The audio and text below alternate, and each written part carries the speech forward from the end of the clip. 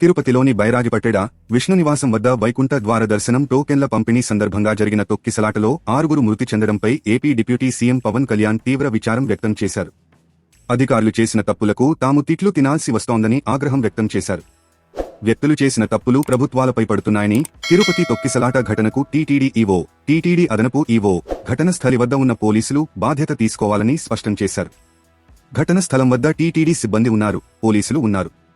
అంతమంది ఉండి కూడా 6 భక్తులు ప్రాణాలు కోల్పోవడం కలచివేస్తోందని అన్నారు. టీటీడీ ఇకనైనా వీఐపీల గురించి కాకుండా సామాన్య భక్తులపై దృష్టి పెట్టాలని పవన్ కళ్యాణ్ హితవు పలికారు. మృతుల కుటుంబాల వద్దకు వెళ్లి టీటీడీ సభ్యులు క్షమాపణలు చెప్పాలని అన్నారు. ఏదేమైనా గానీ తిరుపతిలో తప్పు జరిగిందని, అందుకుగాను మృతుల కుటుంబాలకు, గాయపడిన వారికి, శ్రీవారి భక్తులకు, హైందవ ధర్మాన్ని నమ్మిన ప్రతి ఒక్కరికీ రాష్ట్ర ప్రభుత్వం క్షమాపణలు చెబుతోందని పవన్ కళ్యాణ్ పేర్కొన్నారు. ఇవాళ పవన్ కళ్యాణ్ తిరుపతిలో తొక్కిసలాట జరిగిన పద్మావతి పార్కును పరిశీలించారు. స్విమ్స్ ఆసుపత్రికి వెళ్లి క్షతగాత్రులను పరామర్శించారు. అనంతరం మీడియాతో మాట్లాడారు. కాగా ఈ ఘటనపై పలు అనుమానాలు కూడా కలుగుతున్నాయని, పోలీసుల్లో ఎవరైనా కావాలనే ఇలా చేశారా అని సందేహంగా ఉందని అన్నారు. పోలీసుల అలసత్వంపై ముఖ్యమంత్రికి, రాష్ట్ర డీజీపీకి వివరిస్తానని తెలిపారు.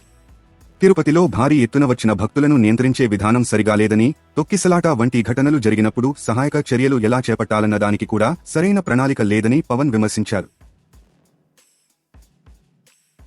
తాజా సమాచారం కోసం లైక్ చేయండి, సబ్స్క్రైబ్ చేయండి, నోటిఫికేషన్ల కోసం గంట సింబల్ ఆన్ చేసి పెట్టండి.